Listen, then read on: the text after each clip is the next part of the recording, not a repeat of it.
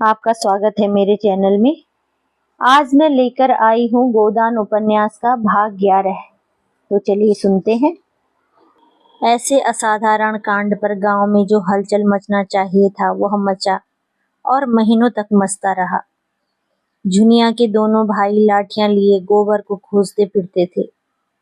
भोला ने कसम खाई कि अब न झुनिया का मुंह देखेंगे और न इस गांव का। होरी से उन्होंने अपनी सगाई की जो बात की थी अब वह टूट गई। अब वह अपनी गाय के दाम लेंगे और नगद। इसमें विलंब हुआ तो होरी पर दावा करके उसका घर द्वार नीलाम कर देंगे। गांव वालों ने होरी को जाति बाहर कर दिया। कोई उसका हुक्का नहीं पीता, न उसके घर का पानी पीता है। पानी बंद कर देने की कुछ बातचीत थी, लेकिन धनिया का चंडी रूप सब देख चुके थे, इसलिए किसी की आगे आने की हिम्मत न पड़ी।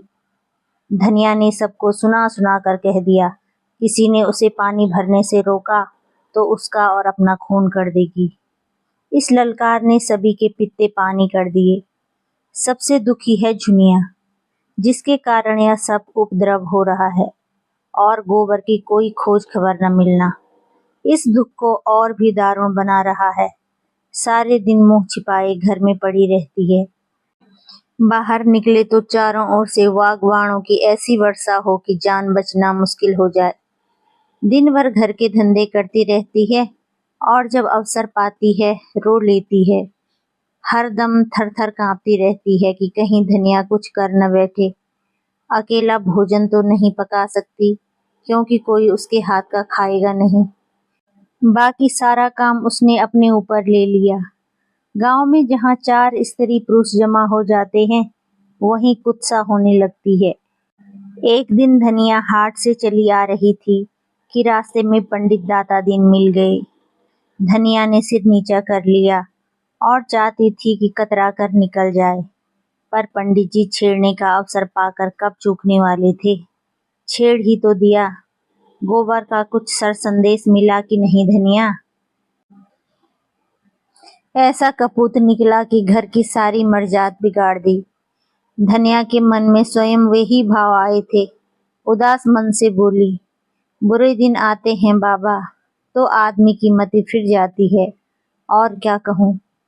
दाता दीन बोले, तुम्हें इस दुष्टा को घर में न रखना चाहिए था।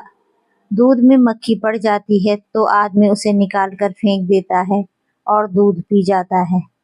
सोचो कितनी बदनामी और जग हसाई हो रही है। वह उल्टा घर में न रहती तो कुछ न होता। लड़कों से इस तरह की भूल चूक होती रहती है। जब तक बिरादरी को भात न दोगे, बामनों को भोज न दोगे, कैसे उद्धार होगा।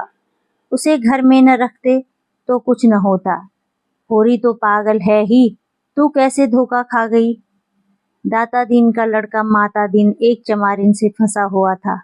इसे सारा गांव जानता था, पर वह तिलक लगाता था, पोथी पतरे बांसता था, कथा भागवत करता था, धर्म संस्कार करता था। उसकी प्रतिष्ठा में जरा भी कमी न थी। वह नित्य पूजा स्नान करके अपने पापों का प्रायश्चित कर लेता था। धनिया जानती थी, झुनिया को आश्रय देने से ही यह सारी विपत्ति आई है। उसे न जाने कैसे दया आ गई। नहीं उसी रात को झुनिया को निकाल देती तो क्यों इतना उपहास होता। लेकिन यह भय भी होता था कि तब उसके लिए नदी या कुआं के सिवा और ठिकाना कहाँ था। एक प्राण का मूल्य देकर, एक नहीं 2 प्राणों का, वह अपने मर्जात की रक्षा कैसे करती। फिर झुनिया के गर्भ में जो बालक है वह धनिया ही के हृदय का ही टुकड़ा तो है। हंसी के डर से उसके प्राण कैसे ले लेती। और फिर झुनिया की नम्रता और दीनता भी उसे निरस्त्र करती रहती थी। वह जली भुनी बाहर से आती, पर ज्यों ही झुनिया लोटे का पानी लाकर रख देती और उसके पांव दबाने लगती, उसका क्रोध पानी हो जाता। बेचारी अपनी लज्जा और दुख से आप दबी हुई है, उसे और क्या दबाए, मरे को क्या मारे।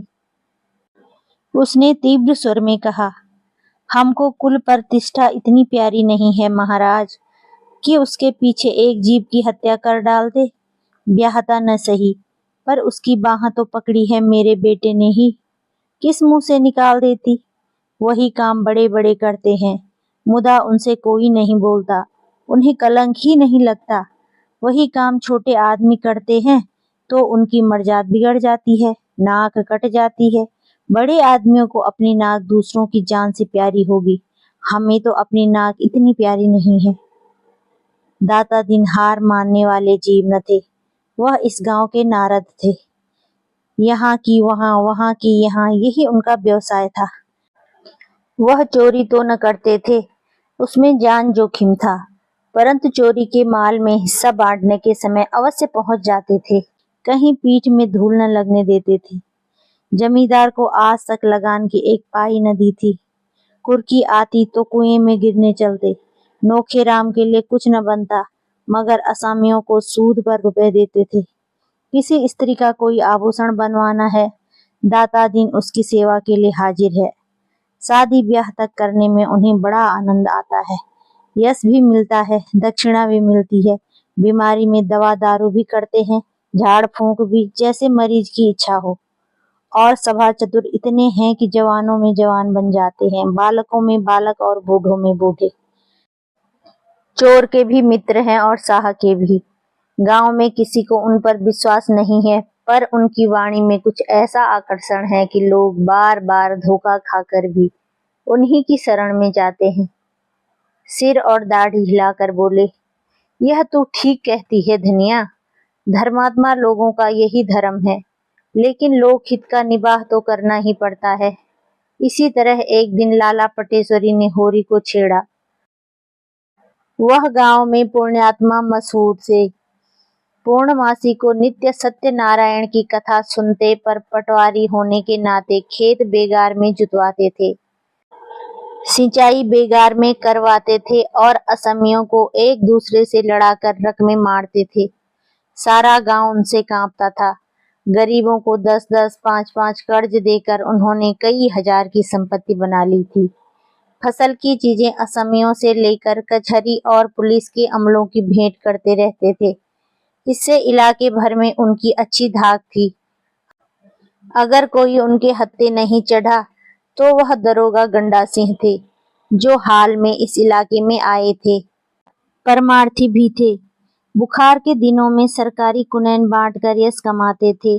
कोई बीमार आराम हो तो उसके कुशल पूछने अवश्य जाते थे। छोटे मोटे झगड़े आपस में ही तय करा देते थे। शादी ब्याह में अपनी पालकी, कालीन और महफिल के सामान मंगनी देकर लोगों का उबार कर देते थे। मौका पाकर न चूकते थे, पर जिसका खाते थे उसका काम भी करते थे। बोले, यह तुमने क्या रोग पाल लिया होरी? होरी ने पीछे फिरकर पूछा। तुमने क्या कहा लाला? मैंने सुना नहीं। पटेश्वरी पीछे से कदम बढ़ाते हुए बराबर आकर बोले, यही कह रहा था कि धनिया के साथ क्या तुम्हारी बुद्धि भी घास खा गई? झुनिया को क्यों नहीं उसके बाप के घर भेज देते? सेंत मेद में अपनी हंसी करा रहे हो। न जाने किसका लड़का लेकर आ गई और तुम्हारे घर में बिठा लिया। अभी तुम्हारे 2-2 लड़कियां ब्याहने को बैठी हुई हैं। सोचो कैसे बेड़ा पार होगा। होरी इस तरह की आलोचनाएं और शुभकामनाएं सुनते सुनते तंग आ गया था। खिन्न होकर बोला, यह सब मैं समझता हूँ लाला, लेकिन तुम ही बताओ मैं क्या करूं? मैं झुनिया को निकाल दूं तो भोला उसे रख लेंगे। अगर वह राजी हो तो आज मैं उसे उनके घर पहुंचा दूं। अगर तुम उन्हें राजी कर दो तो जन्म भर तुम्हारा अवसान मानो, मगर वहां तो उनके दोनों लड़के खून करने को उतारू हो रहे हैं, फिर मैं उसे कैसे निकाल दूं? एक तो नालायक आदमी मिला कि उसकी बाह पकड़कर दगा दे गया। मैं भी निकाल दूंगा तो इस दशा में वह कहीं मेहनत मजूरी भी तो न कर सकेगी, कहीं डूब धस मरी तो किसे अपराध लगेगा। रहा लड़कियों का ब्याह, सो भगवान मालिक है, जब उसका समय आएगा कोई न कोई रास्ता निकल ही आएगा। लड़की तो हमारी बिरादरी में आज तक कभी कुंवारी नहीं रही। बिरादरी के डर से हत्यारे का काम नहीं कर सकता। होरी नम्र स्वभाव का आदमी था, सदा सिर झुकाकर चलता और 4 बातें गम खा लेता था।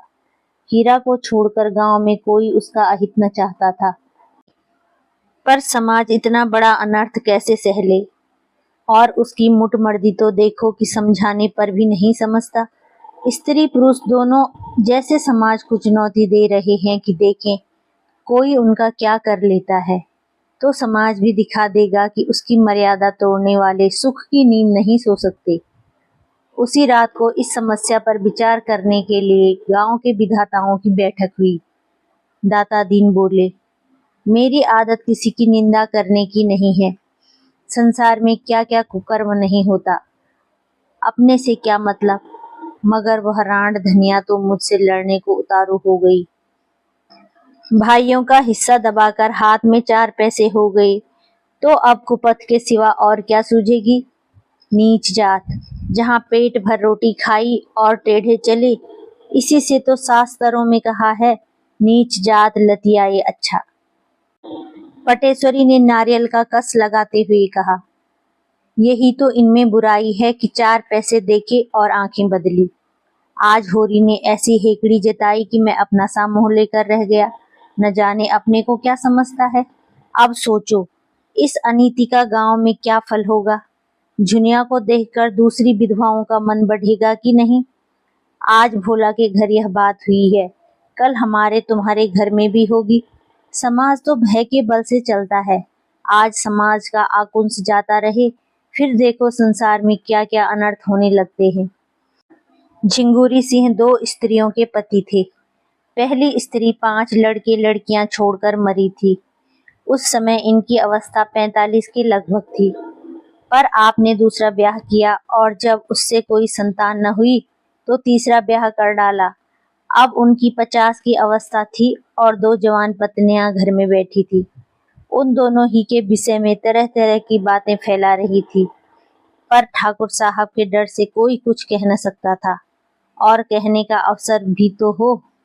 पति की आड़ में सब कुछ जायज है, मुसीबत तो उसकी है जिसे कोई आड़ नहीं।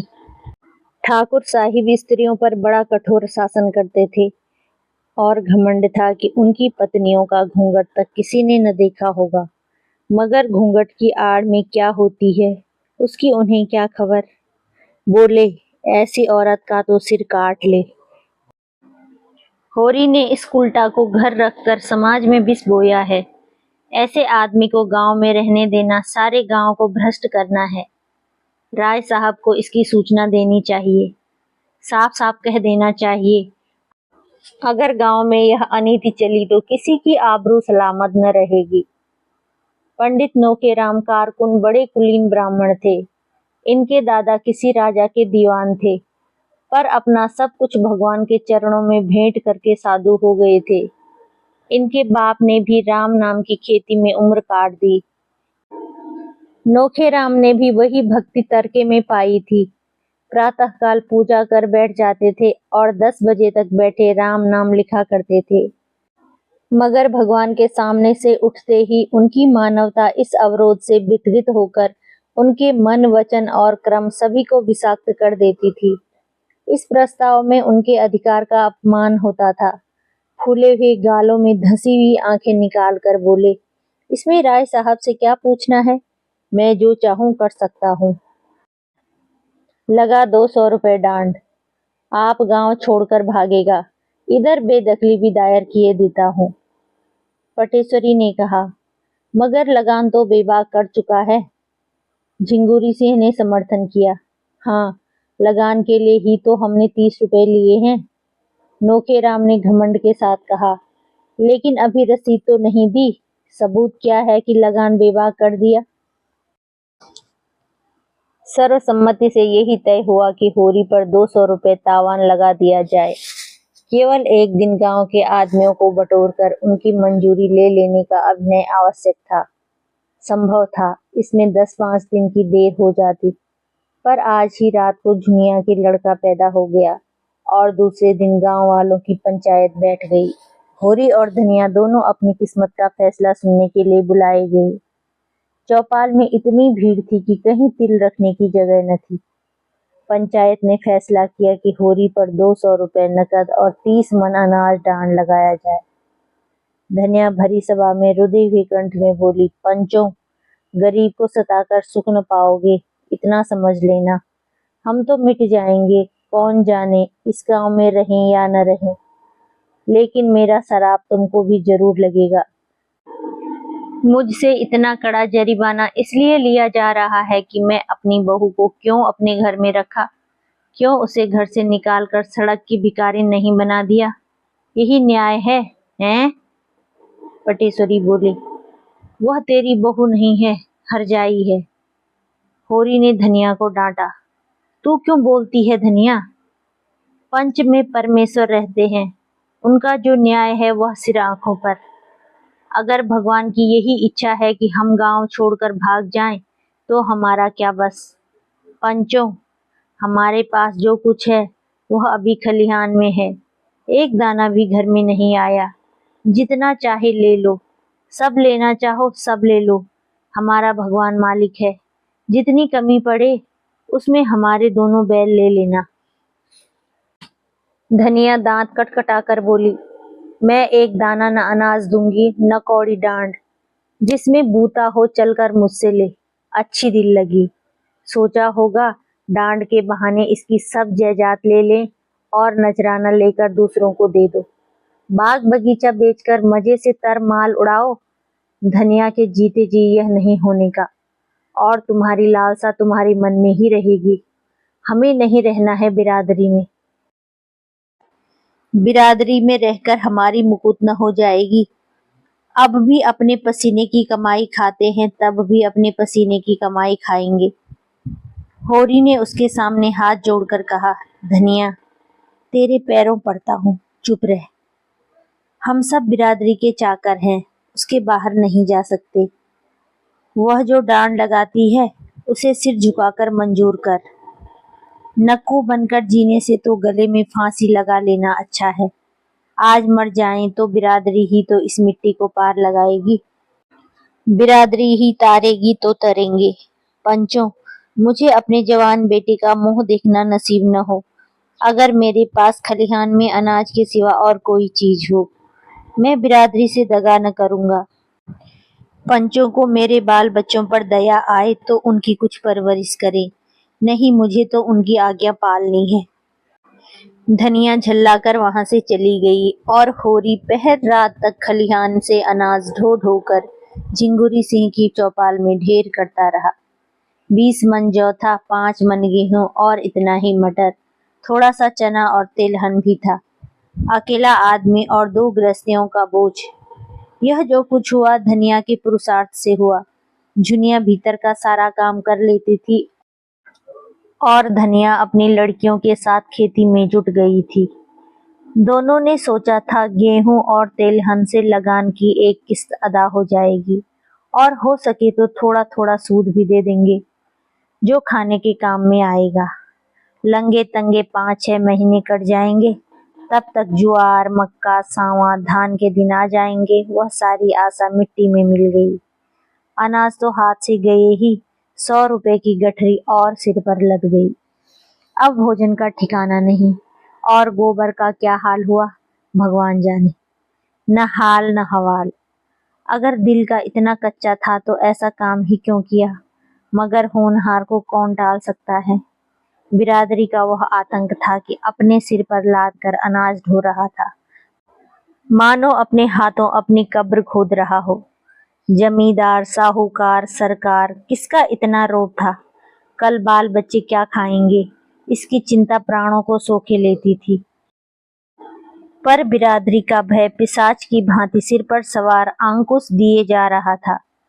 बिरादरी से पृथक जीवन की वह कोई कल्पना ही न कर सकता था। शादी ब्याह मुंडन छेदन जन्म मरण सब कुछ बिरादरी के हाथ में है। बिरादरी उसके जीवन में वृक्ष की भांति जड़ जमाए हुए थी और उसकी नसें उसके रोम रोम में बिंधी हुई थी। बिरादरी से निकलकर उसका जीवन विशृंखल हो जाएगा, तार तार हो जाएगा। जब खलिहान में केवल 1.5-2 मन जौ रह गया तो धनिया ने दौड़कर उसका हाथ पकड़ लिया और बोली, अच्छा अब रहने दो, ढो तो चुके बिरादरी की लाज। बच्चों के लिए भी कुछ छोड़ोगे कि सब बिरादरी की भाड़ में झोंक दोगे। मैं तुमसे हार जाती हूँ, मेरे भाग्य में तुम्ही जैसे बुद्धू का संग लिखा था। होरी ने अपना हाथ छुड़ाकर टोकरी में अनाज भरते हुए कहा, यह न होगा धनिया, पंचों की आंख बचाकर एक दाना भी रख लेना मेरे लिए हराम है। मैं ले जाकर सब का सब वहां ढेर कर देता हूँ। फिर पंचों के मन में दया उपजेगी तो कुछ मेरे बाल बच्चों के लिए देंगे। नहीं, भगवान मालिक है। धनिया तिल मिलाकर बोली, यह पंच नहीं है, राक्षस हैं, पक्के राक्षस। यह सब हमारी जगह जमीन छीनकर माल मारना चाहते हैं। डांड तो बहाना है, मैं समझती हूँ, पर तुम्हारी आंखें नहीं खुलती। तुम इन पिशाचों से दया की आशा रखते हो। सोचते हो 10-5 मन निकाल कर तुम्हें दे देंगे। मुंह धो रखो। जब होरी ने न माना और टोकरी सिर पर रखने लगा तो धनिया ने दोनों हाथों से पूरी शक्ति के साथ टोकरी पकड़ ली और बोली, इसे तो मैं न ले जाने दूंगी, चाहे तुम मेरी जान ही ले लो। मर मर कर हमने कमाया, पहर रात रात को सींचा। अगोरा इसलिए कि पंच लोग मूछों पर ताव देकर भोग लगाएं और हमारे बच्चे दाने दाने को तरसे। तुमने ही सब कुछ नहीं कर लिया है, मैं भी अपनी बच्चियों के साथ सती हुई हूँ। सीधे से टोकरी रख दो, नहीं आज सदा के लिए नाता टूट जाएगा, कह देती हूँ। होरी सोच में पड़ गया। धनिया के कथन में सत्य था। उसे अपने बाल बच्चों की कमाई छीनकर तावान देने का क्या अधिकार है। वह घर का स्वामी इसलिए है कि सबका पालन करे, इसलिए नहीं कि उसकी कमाई छीनकर बिरादरी की नजर में सुरखरू बने। टोकरी उसके हाथ से छूट गई। धीरे से बोला, तू ठीक कहती है धनिया, दूसरों के हिस्से पर मेरा कोई जोर नहीं है। जो कुछ बचा है वह ले जा, मैं जाकर पंचों से कह देता हूँ। धनिया अनाज की टोकरी घर में रखकर अपनी दोनों लड़कियों के साथ पोते के जन्मोत्सव में गला फाड़ फाड़ कर सोहर गा रही थी, जिसे सारा गांव सुन ले। आज यह पहला मौका था कि ऐसे शुभ अवसर पर बिरादरी की कोई औरत न थी। सौर से झुनिया से कहला भेजा था, सोहर गाने का काम नहीं है, लेकिन धनिया कब मानने लगी। अगर बिरादरी को उसकी परवाह नहीं है तो वह भी बिरादरी की परवाह नहीं करती। उसी वक्त होरी अपने घर को 80 रुपए पर झिंगुरी सिंह के हाथों गिरो रख रहा था। डांड के रुपए न इसके सिवा वह और कोई प्रबंध न कर सकता था। 20 रुपए तो तिलहन, गेहूं और मटर से मिल गए। शेष के लिए घर लिखना पड़ा। नौके राम तो चाहते थे कि बैल बिकवा लिए जाएं, लेकिन पटेश्वरी और दाता दीन ने इसका विरोध किया। बैल बिक गए तो होरी खेती कैसे करेगा। बिरादरी उसकी इजाजत से रुपए वसूल करे, पर ऐसा तो न करे कि वह गांव छोड़कर भाग जाए। इस तरह बैल बच गए। होरी रेहर नामा लिखकर कोई 11 बजे रात आया तो धनिया ने पूछा, इतनी रात तक वहां क्या करते रहे। होरी ने जुलाहे का गुस्सा दाढ़ी पर उतारते हुए कहा, करता क्या रहा, इस लौंडे की करनी भरता रहा। अभागा आप तो चिंगारी छोड़कर भागा। आग मुझे बुझानी पड़ रही है। 80 रुपए में घर रेहन लिखना पड़ा। करता क्या, अब हुक्का खुल गया, बिरादरी ने अपराध क्षमा कर दिया। धनिया ने ओठ चबाकर कहा, न हुक्का खुलता तो हमारा क्या बिगड़ जाता था। 4-5 महीने नहीं किसी का हुक्का पिया तो क्या छोटे हो गए। मैं कहती हूँ तुम इतने भोंदू क्यों हो।